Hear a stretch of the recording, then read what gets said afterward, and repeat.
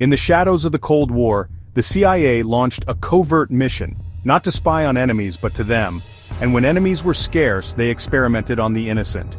This is the story of Project MKUltra, 20 years of torture, LSD, and the hunt to weaponize the human soul.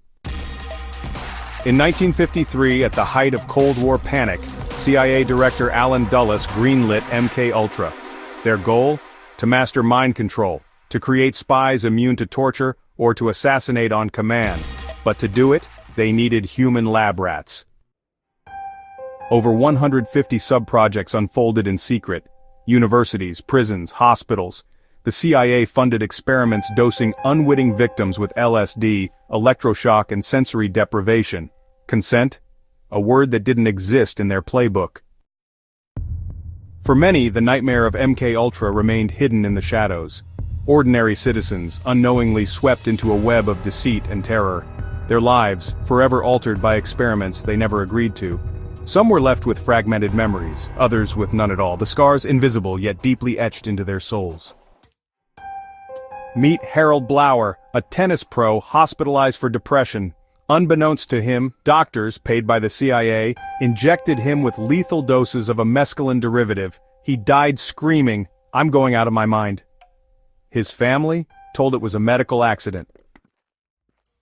Then there's Frank Olson, a CIA scientist dosed with LSD at a retreat. 9 days later, he jumped from a 13th-story window. Suicide, they said. But Olson's exhumed body in 1994 told a darker story. Blunt force trauma, the fall. The targets? Sex workers, prisoners, orphans, even CIA employees. One victim, a 7-year-old boy, was given LSD for 77 days straight to study psychosis. MKUltra didn't just cross ethical lines, it them. The cover-up was extensive. Documents were destroyed, evidence was buried, and lives were ruined to keep the secrets of MKUltra from ever seeing the light of day. The truth, however, has a way of surfacing, no matter how deep it's buried. When MKUltra's architect, Dr. Sidney Gottlieb, saw the ship sinking, he burned the evidence. But in 1975, the Rockefeller Commission unearthed fragments. The truth? The CIA had spent $25 million, equivalent to $140 million today, to torture civilians. And Congress barely blinked.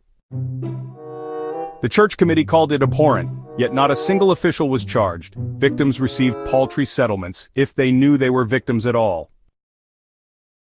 To this day, many questions remain unanswered. How far did the experiments go? How many lives were shattered?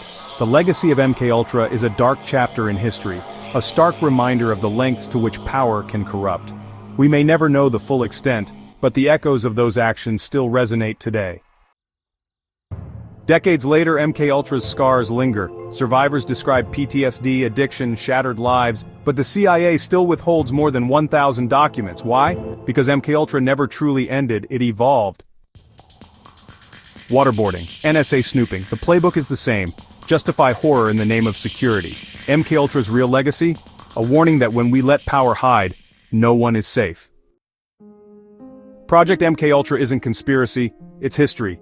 And history repeats only if we let the victims fade into silence. So look closer, ask harder. Because the greatest weapon against mind control is refusing to forget. Some secrets are too dangerous to keep.